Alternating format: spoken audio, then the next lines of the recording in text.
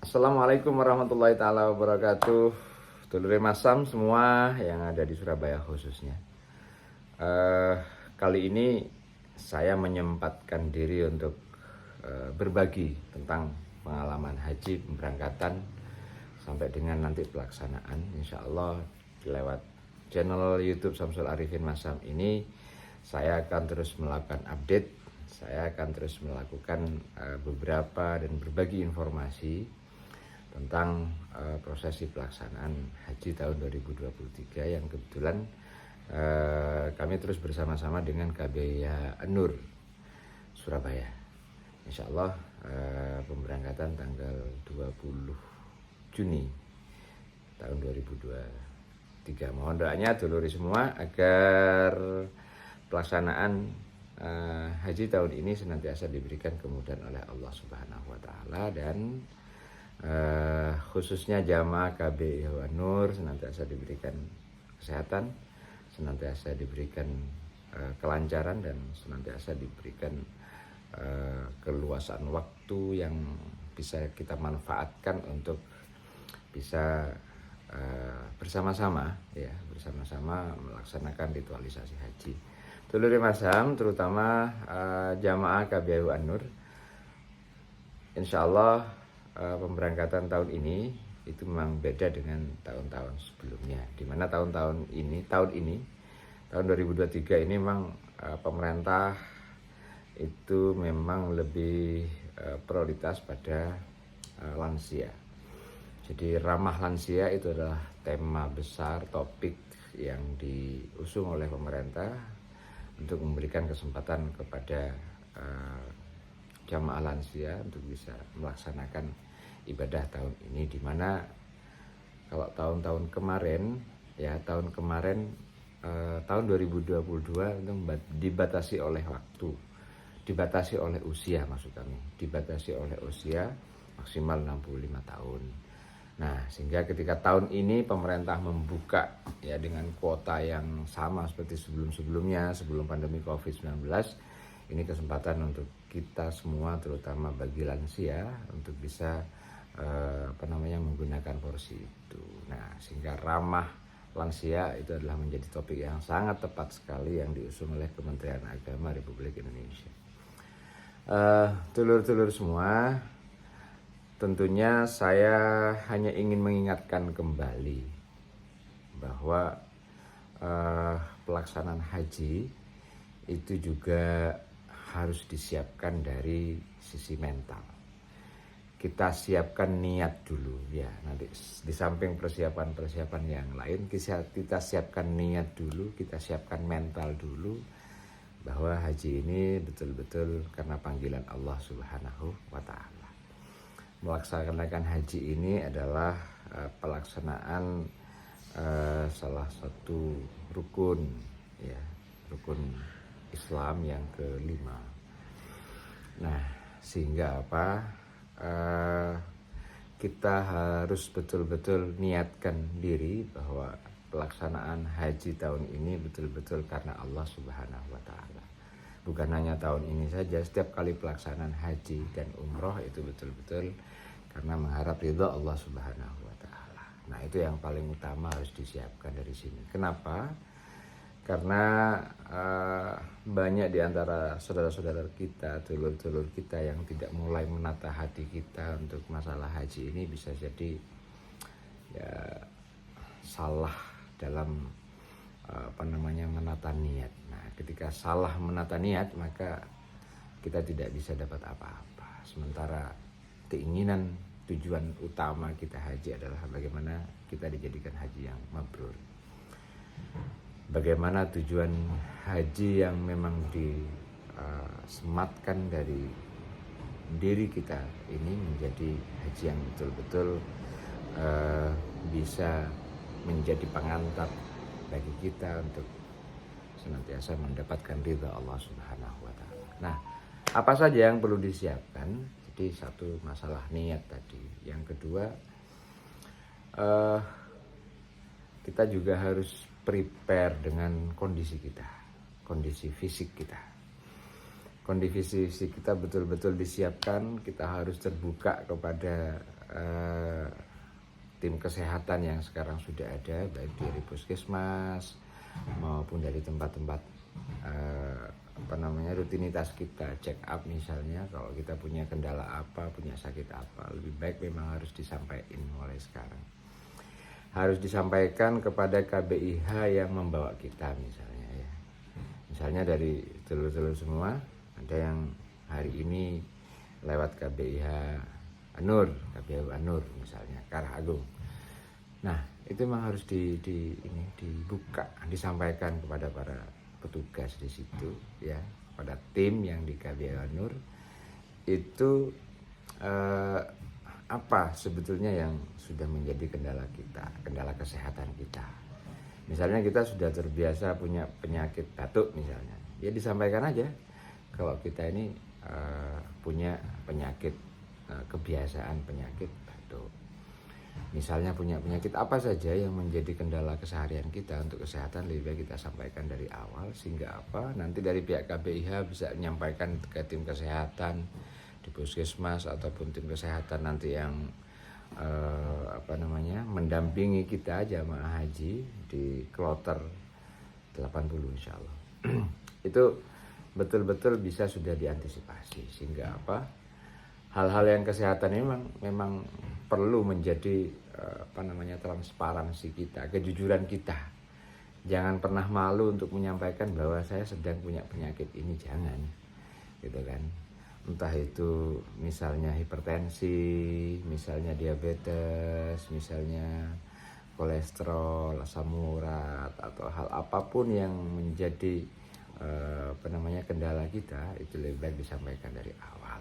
Nah, sehingga apa? Kenapa pemerintah kemudian mengeluarkan kartu kesehatan? Di situ menjadi salah satu monitoring bagi tugas kesehatan, tim kesehatan, untuk bisa memantau seluruh jamaah yang ada di masing-masing kloter, yang ada di masing-masing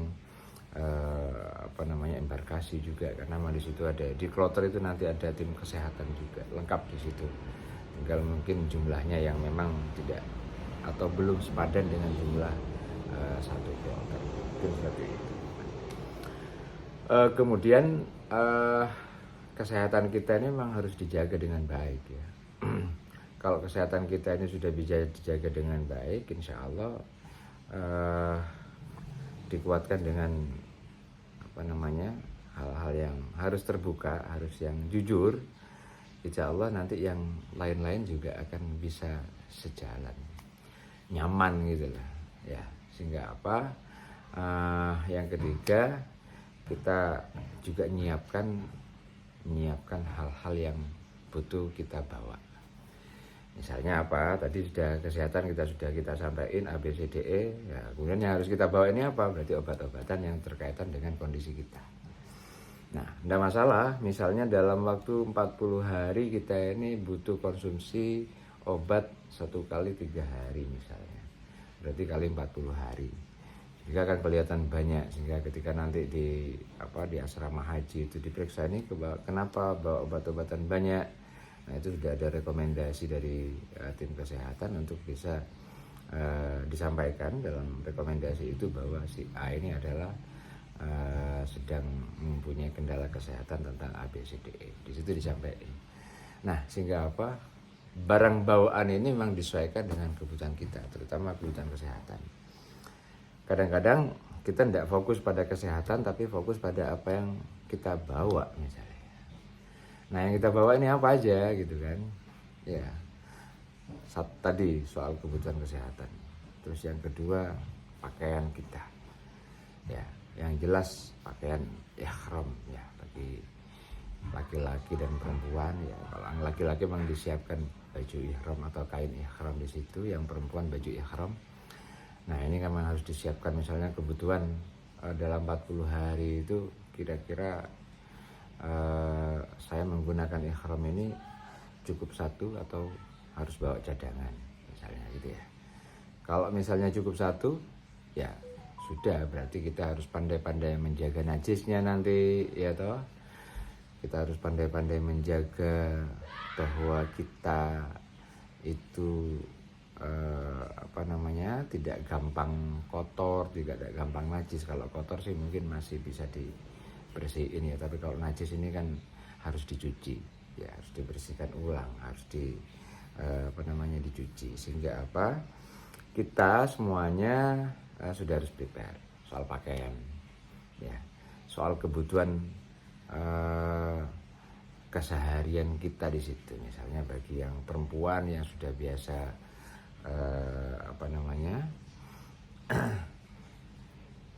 ada waktu, sudah terbiasa, ada jadwal kebiasaan bulanan misalnya kayak begitu, itu kan apa yang perlu disiapkan, itu yang juga harus di prepare secukupnya. Tapi apakah di sana tidak ada, Pak? Ada, banyak. Ada orang toko-toko yang akan jualan kebutuhan keseharian kita, sebetulnya ada. Hanya saja bagi yang masih belum mempunyai pengalaman, itu kan jeda 1-2 hari kan masih butuh.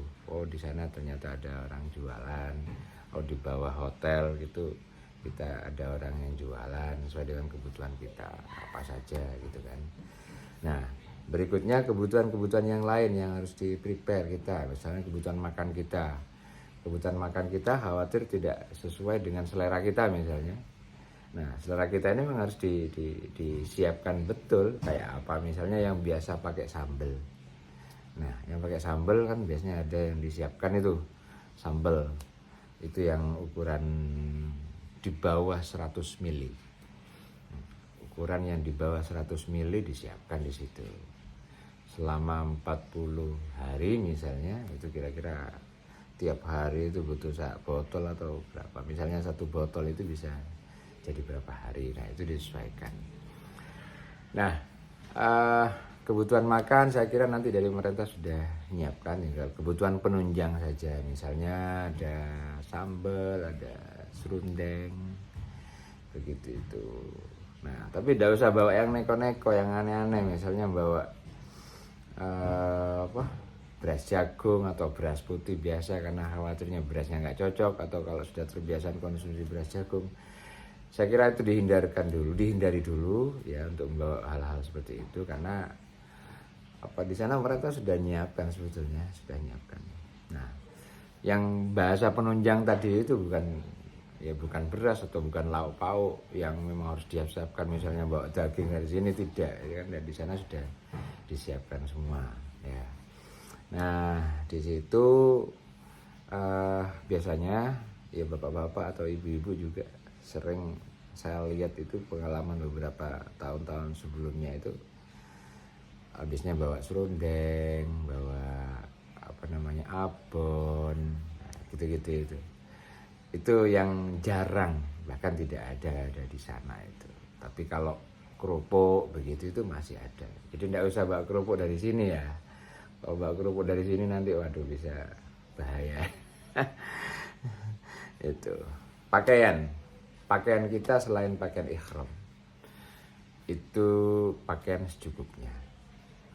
Karena di hotel itu biasanya ada tempat cuci, atau kalau tidak kita cuci di hotel, kita tidak nyuci sendiri, ya toh, itu biasanya ada laundry yang kita harus bisa ngatur waktu.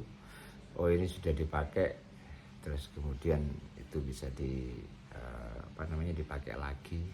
Ini sudah dicuci, kemudian kapan besok bisa diambil untuk bisa dipakai lagi.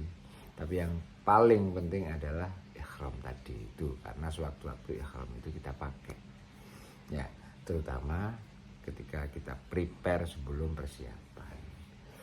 Nah, itu yang harus diperhatikan. Karena apa, isi koper kita itu hanya 20 kg untuk yang ditaruh di bagasi, itu maksimal untuk pemberangkatan ya. Untuk pemberangkatan itu 20 kg. Nanti untuk kepulangan itu 30 kg. 32 apa 30 ya? 32 insyaallah. Itu 30-an ya. Itu yang harus diantisipasi. Kenapa?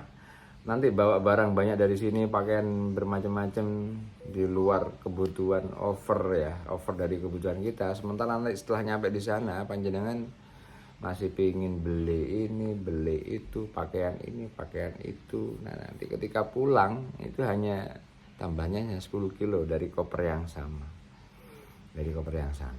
Nah, Itu yang harus diantisipasi betul. Okay? Jadi itu persiapannya dulu yang mungkin akan saya lanjutkan dengan untuk persiapan yang lain nantinya ya. Jadi koper tidak boleh lebih dari 20 kg untuk keberangkatan. Tidak ada senjata atau seperti lading ya, pisau. Itu tidak boleh dibawa. Gunting begitu itu tidak boleh dibawa di koper atas di ini. Jadi kalau urusan lading, gunting untuk kebutuhan khawatir mau ngiris-ngiris apa di situ, tidak usah khawatir, di sana banyak. Ya lebih baik nggak usah dibawa dari sini. Gunting ya kadang-kadang khawatir di situ, gunting itu dibawa dari sini, jangan. Jadi kalau nyiapkan hal-hal begitu nanti beli di sana aja, insya Allah berapa 3 atau 5 real di situ ya, daripada nanti ribet di sini ya. Terus cairan tidak boleh dari 100 ml. Misalnya ada yang bawa parfum, ada yang bawa oil yang kebiasaan menjadi kebutuhan keseharian, jangan sampai lebih dari 100 ml. Tolong diingat, jangan lebih dari 100 ml itu. Terus anduk kecil ya, jangan lupa, karena di sana anduknya tidak ada. Anduk kecil itu disiapkan. Terus pakaian keseharian secukupnya ya, ditakar sesuai dengan kebutuhan, misalkan sarung, baju biasa seperti ini ya kan. Nah, jangan lupa seragamnya KBI Onur itu juga harus dibawa, atau seragam dari KBI yang lain itu juga harus dibawa. Seragam dari ini yang batik atau seragam yang menjadi ciri khas di situ, itu juga jangan sampai ketinggalan ya kan. Kasihan nanti kalau sudah nyampe di sana ya.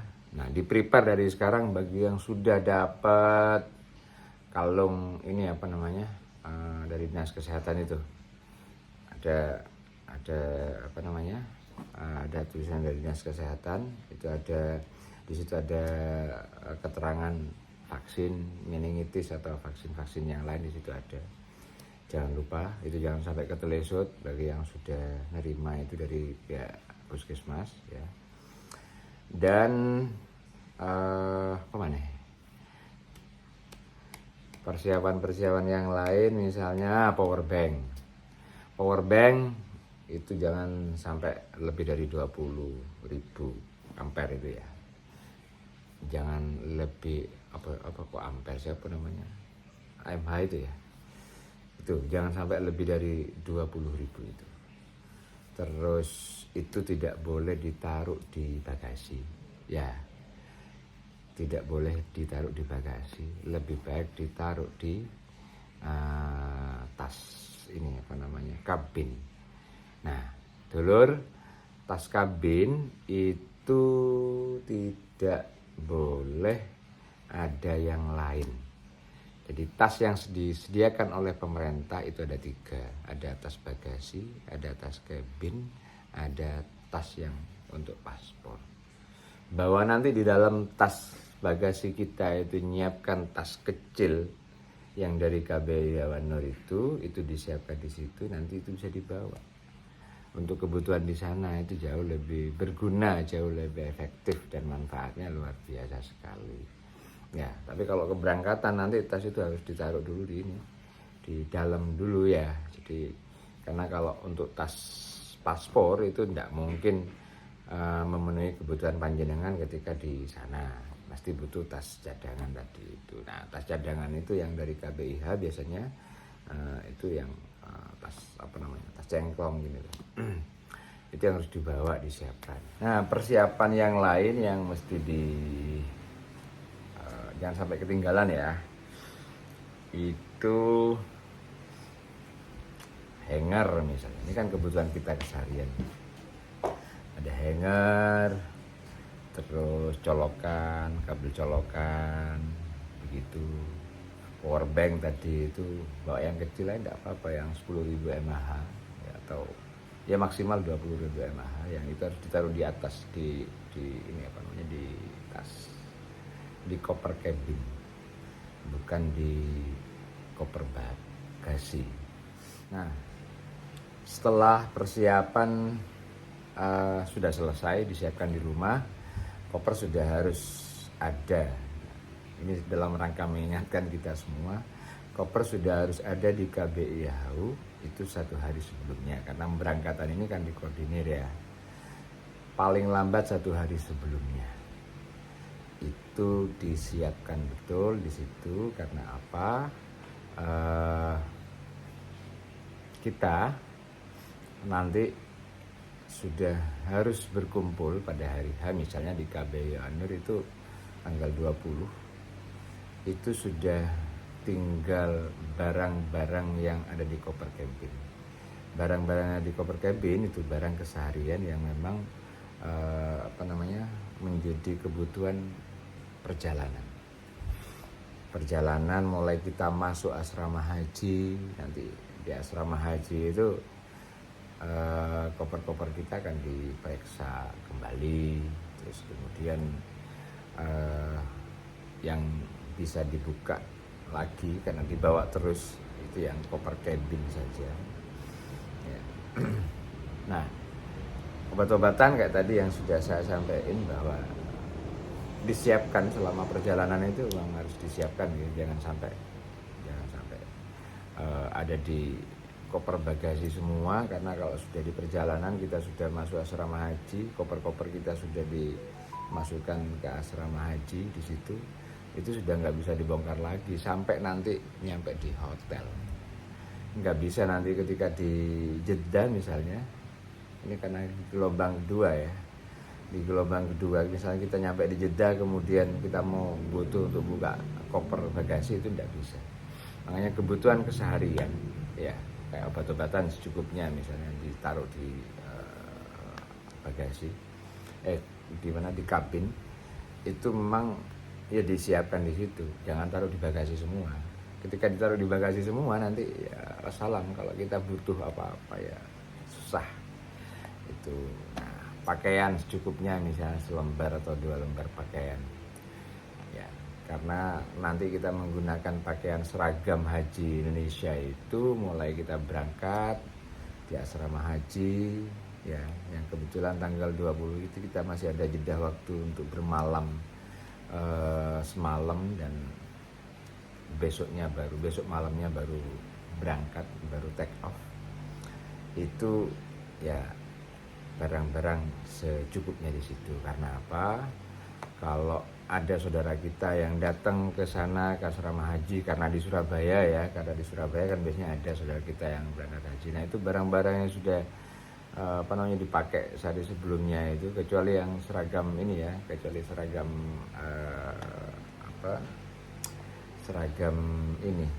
jamaah haji, itu lebih baik dipulangin aja biar nggak nambah-nambah sesek di koper kita itu. Terus nah dulure masam jamaah haji semua, kita ada pembimbing ya, ada ketua rombongan, ada ketua regu. Jangan pernah takut, jangan pernah sungkan, jangan pernah malu untuk menanyakan sesuatu apapun ya yang menjadi unek-unek panjenengan semua.